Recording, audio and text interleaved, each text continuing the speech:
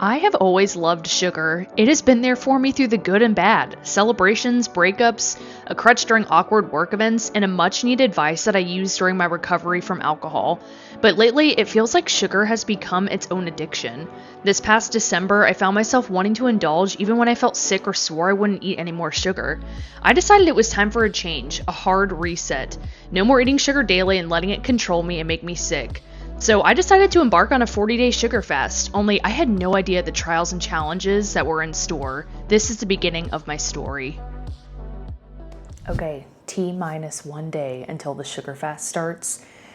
I woke up this morning a little bit hesitant. I'm like, I'm about to embark on this journey. So dramatic, but I'm a little scared.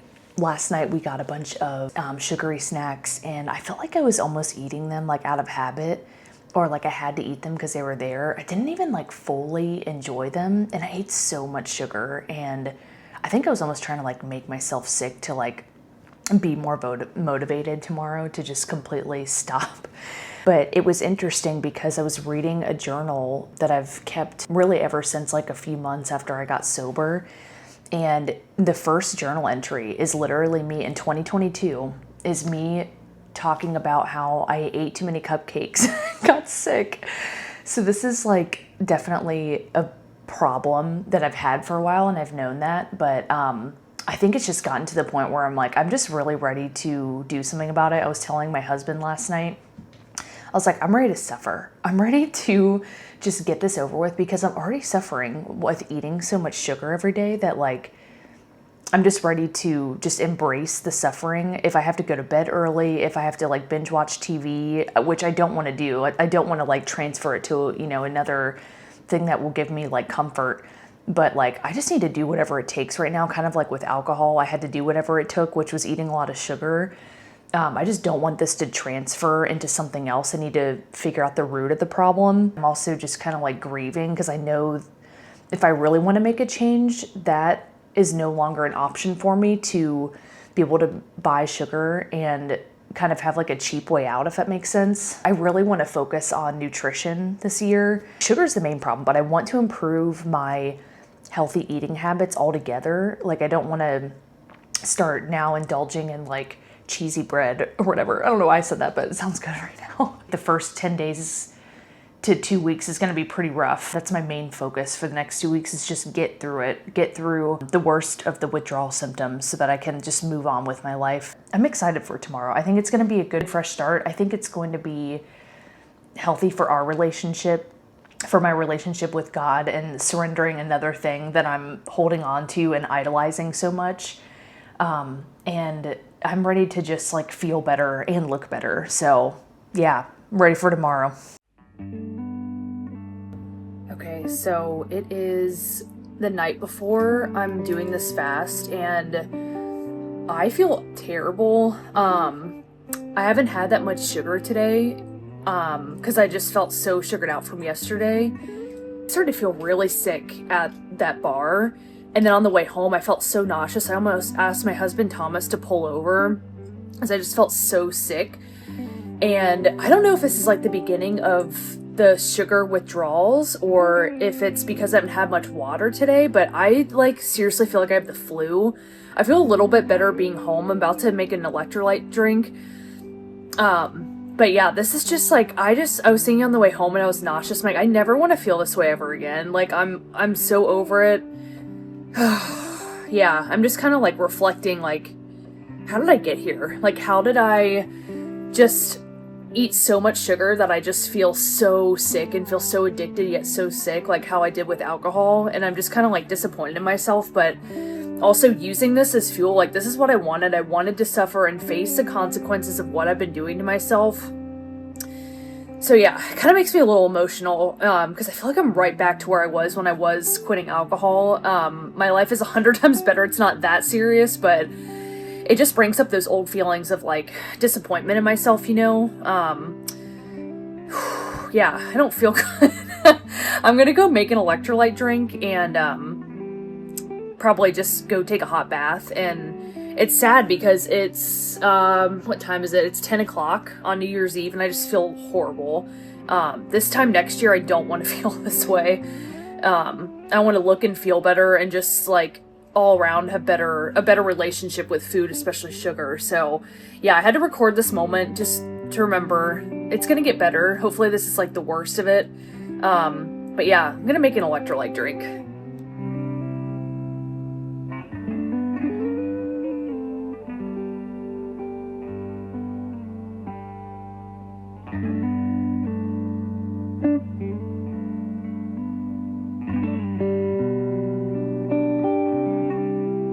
This is my toxic moment. Just recorded about how sick I feel eating a cinnamon roll.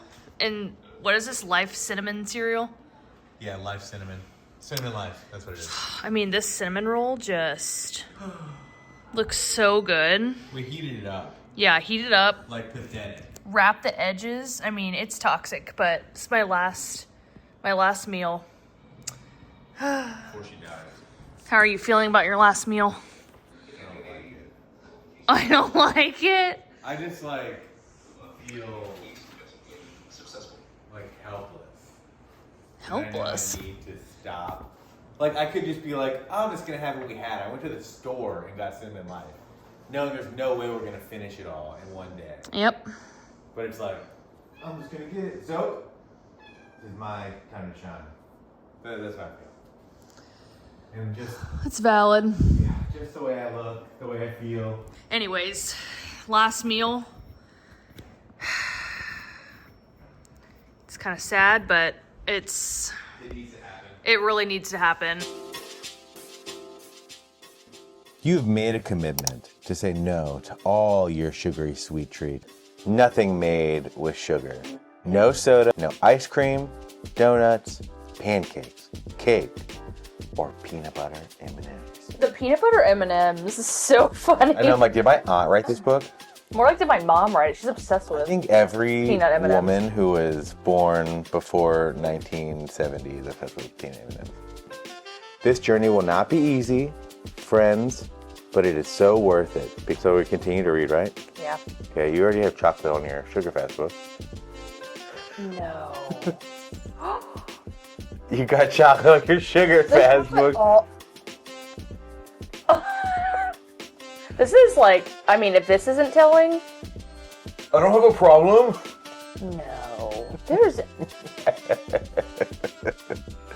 I like need to get a close up of the chocolate stains. Wow. Okay. I don't have chocolate on my sugar book. All right, so got some Built Bars in here. My little handy chocolate covered espresso. Oh wow, less than 1 gram of added sugar. 2 grams of added sugar. Not bad. Definitely these chocolates. Add it to the pile. Only if they 1 gram of added sugar. Yay! Our popcorn. Yeah, Popcorn all the stuff that moment. turns into sugar in our stomachs has 0 grams of added sugar. Zoke wants sugar. What I need to do is get rid of those chocolate chips up there. I'm definitely guilty of like just eating chocolate chips. Just how many grams of added sugar are in those? I'm just curious. To see if you can continue your devious ways. 8. Oh wow. 8 grams of added sugar, 8 grams of total sugar. Maybe we could make an Take it. exception. Nope. Found more chocolate chips. What do you know? More chocolate chips. I told you. I'm like, it's my secret stash. Little Hershey moment. Trash. Okay. We actually need to we should probably pull all this down and inventory what we have up here too. So the end. So this is everything, not the recycling per se, but some of it. Everything Okay. we've gotten rid of. These are all the sugary things we're gonna put away, probably like in the basement. I don't know where we're gonna put all this. But this, fully organized. So now, our fridge is mostly, we gotta throw that away. yeah, Have to. Julia, are you trying to hide something from the internet? oh no. honestly can't even look at that cake. I'm hungry. This has 8 grams of added sugar. Beware. And this is the light. Oh yeah. This is honey mustard light. I'm like, how much is in the real one? Okay, so let's look at the aftermath. I mean, this stuff over here is expired. This is sugar we're gonna save / freeze. This is all the stuff we got rid of from our pantry / expired. and fridge. Expired or just food that Doesn't fit has, yeah, I mean, we didn't throw away anything like a full thing. We would have kept it. That's like all this stuff. But if there's minimal left and had too much sugar, throw it out. It's our fridge. It's looking really good. Yeah. It's like so empty. It's crazy. Yeah. Wow. Pretty scorched earth. Hey guys, it is day 3. I feel like it should be later than that, but it's only day 3 of the sugar fast. I am feeling so much better. I slept better last night, and I woke up this morning and started working on just like content creation and like goal setting, and did my devotion this morning and organized my phone screen. I've been doing all of this stuff. It is 2:26 p.m. and I've been going ham. I feel so good. And yeah, I'm just like in productivity mode right now. I've got everything just, it just feels good to be back. I have been in a slump for 2 months and I feel like I'm finally getting my mojo back. I know it'll wax and wane, but right now I'm just leaning into it. I just feel so much better. I think Thomas is feeling the same way. I think we're both starting to get some energy.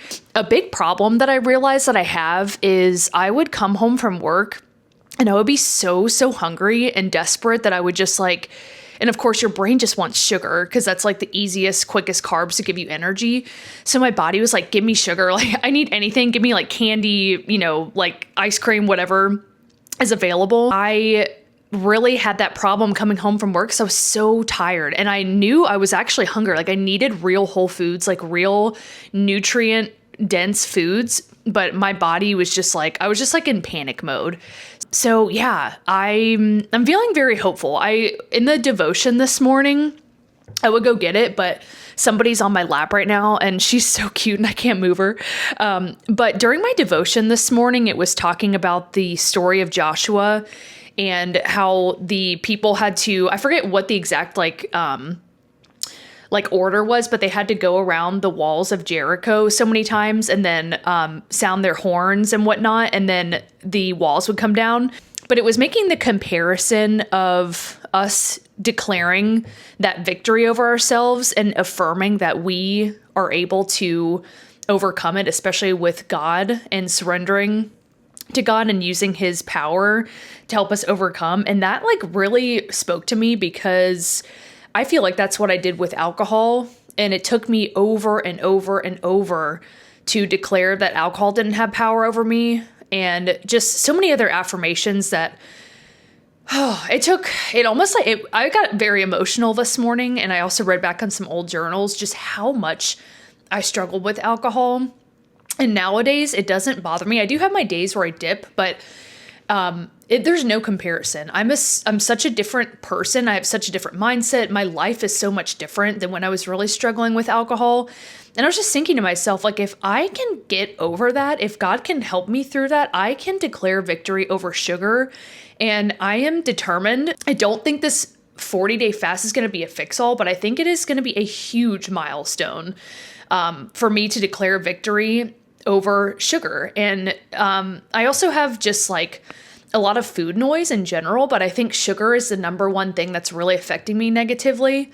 So I'm just going to take it one step at a time. I know I'm going to be having cravings when I start back at work on Monday, but I am like determined to beat those cravings because I don't want to fall back into this trap and this addiction again. I've got to work through it. I have to be uncomfortable. I need to embrace the suffering. I'm already feeling so much better. I just need to remember why I'm doing this and pray during those moments because it is just not worth it. So yeah, thanks for the support in the comments because I know you guys are going to support me in the comments. And just look at this baby. I literally can't stand how cute she is. All right, we are at it at day 5. I'm feeling very good. Yesterday I didn't record. We had a little bit of a debacle. Everything went well. I was cleaning. My husband and I were cleaning. and I decided to go make the bed in our guest bedroom. I go in there yesterday and there is a pee spot, and then I call my husband in and we start looking. There's multiple pee spots. There's pee all over the sheets, all over the brand new quilt. As we look closer, we start to see blood on the sheets, and we have 2 cats, and my heart immediately drops because my cats are babies. They're my entire life. We leave the room and like look at both of our cats. We try to look at like their underparts to see if there's like blood on any of them. We don't see anything. And then we go back in that room and we see one of our cats crouched down peeing on the quilt, just like no shame, just squatting peeing. And luckily they're both female cats, so I don't think it's like a true medical emergency, but we did leave the voicemail with the vet. We got in this morning. I'm actually leaving in less than an hour to go take her to the vet today, the next day. I think some things are adding up, her symptoms that she has. Everything points to having a bladder infection, which luckily can resolve on its own, which I had no idea. I guess it makes sense, kind of the same thing in humans. But that really sent me into a lot of stress, and we went to the store to get like enzyme cleaner and stuff. And my husband and I both noticed when we were at the store, we were like eyeballing the candy, like the holiday section that's like on sale left over. That was like the only real moment I've had so far where I was like, ooh, like something sweet would really hit right now, because I use it as a stress coping mechanism. So that was very interesting, very like eye-opening to see myself react that way. Like I know I use it for that reason, but to see it in action and knowing that I can't have a sugar before, it's like it happens so quick in my mind, like it would with alcohol, where I'm like, I just grab it and just get that instant relief. But knowing that I couldn't have it and having to sit with that, and I actually just in the moment, just prayed for God to take away the feelings of just like that stress, and to just confirm that I trust him. I don't know what's going on with our cat, but I have faith that it's going to be okay. So that was very stressful last night. The sugar reminds me so much of alcohol in so many ways. That's why I'm so determined. Like I know I can beat this, and I know that I want to enjoy sugar. I'm not going to cut it out forever. So I have to get a better way of coping, which is to go to God and not go to sugary snacks. And I'm laughing because like it sounds so silly, but that's really what I do. I reach for like a cupcake or a cookie instead of just putting my faith in God, or not even that. Like if you're not, a believer, going for a walk, or like talking it out with a friend, doing some other type of coping mechanism that doesn't involve like eating yourself to death. So, but yeah, that's why I just feel hope with all of this, because I know I've beaten it before with alcohol, so I know I can do it again. And yesterday was a wake-up call that I definitely use it in unhealthy ways. And I really just need to enjoy sugar for what it is, which is a once-in-a-while treat and not an everyday stress reliever. I need to get off here so I can get back to work. But I just wanted to do a really quick check-in before I forget this fleeting moment of just the realization of how I use sugar as a coping mechanism. But we are going to take this little baby to the vet this morning, and she is acting semi-normal, but she's acting semi-normal, but there are a lot of symptoms that we've noticed that things just aren't right. So yeah, I'm looking forward to figuring out what's going on with her and getting her on the treatment path so she starts to feel better. So